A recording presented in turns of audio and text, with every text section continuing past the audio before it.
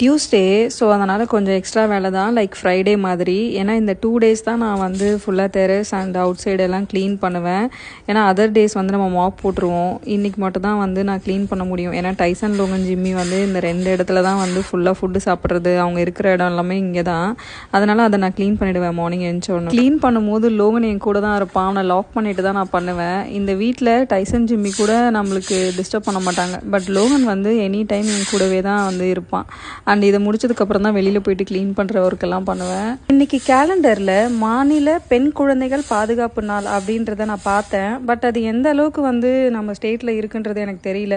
Because இன்றைக்கி ஸ்கூலுக்கு அனுப்புறதுக்கே நம்ம ரொம்ப கஷ்டப்படுறோம். எப்படி அவங்க இருப்பாங்க அப்படின்றது எனக்கு அந்த கவலை ரொம்பவே இருக்குங்க. சம்மருக்கு நான் எப்படி ஸ்கூலுக்கு அனுப்ப போகிறேன், அவன் எப்படி இருப்பான் அப்படின்றதே எனக்கு ஒரு பெரிய கவலையாக இருக்குது. ஸோ இருக்கிறனால அவன் கூட நல்லா ஜாலியாக என்ஜாய் பண்ணலாம் அப்படின்ற மாதிரி தான் இப்போ என் மைண்ட் செட் இருக்குது. அண்ட் உங்கள் வீட்டில் மார்னிங் பிரேக்ஃபாஸ்ட்டுக்கு என்ன பண்ணுவீங்க அப்படின்றத கமெண்ட்டில் சொல்லுங்கள் லவ்லீஸ்.